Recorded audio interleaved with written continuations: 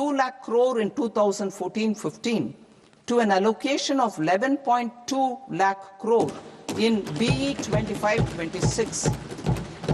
In this coming year, that is financial year 2026-27, I propose to increase it to 12.2 lakh crores to continue the momentum. To strengthen the confidence of private developers regarding risks during infrastructure development and construction phase, I propose to set up an infrastructure risk guarantee fund to provide prudentially calibrated partial credit guarantee to lenders. Over the years, RITES have emerged as a successful instrument for asset monetization.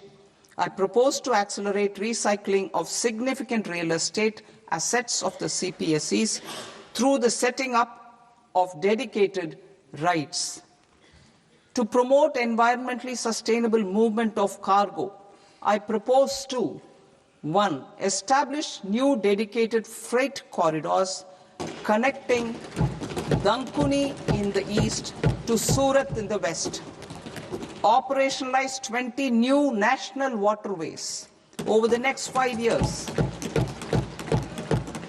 Starting with National Waterways 5 in Odisha to connect mineral-rich areas of Talcher and Angul and industrial centers like Kalinga Nagar to the ports of Paradeep and Dhamra.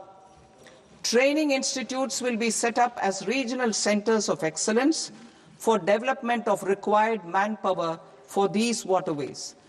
This will benefit youth in the entire stretch of the waterways to train and acquire skills.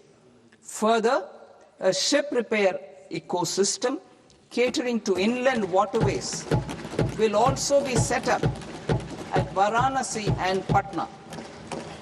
And C. Launch a coastal cargo promotion scheme for incentivizing a modal shift from rail to road to increase the share of inland waterways and coastal shipping from 6% to 12% by 2047.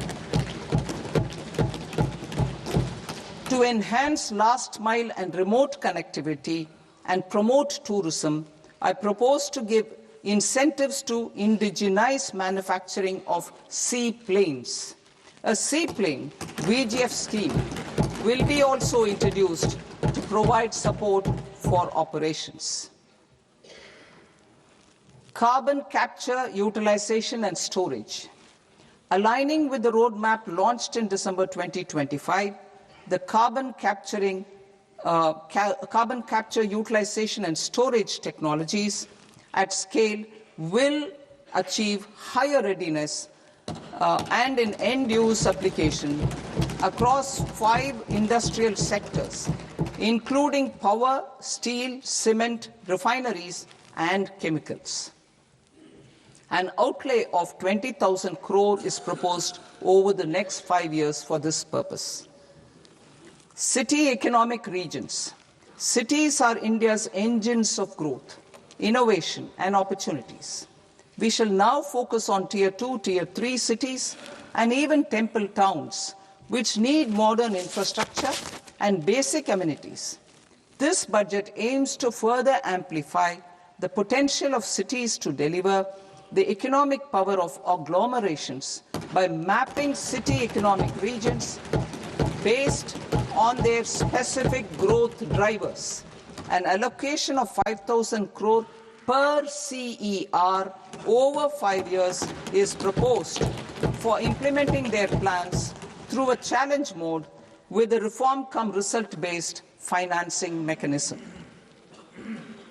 In order to promote environmentally sustainable passenger systems, we will develop 7 high-speed rail corridors between cities as growth connectors, namely Mumbai to Pune, Pune to Hyderabad, Hyderabad to Bengaluru, Hyderabad to Chennai, Chennai to Bengaluru, Delhi to Varanasi, Varanasi to Siliguri.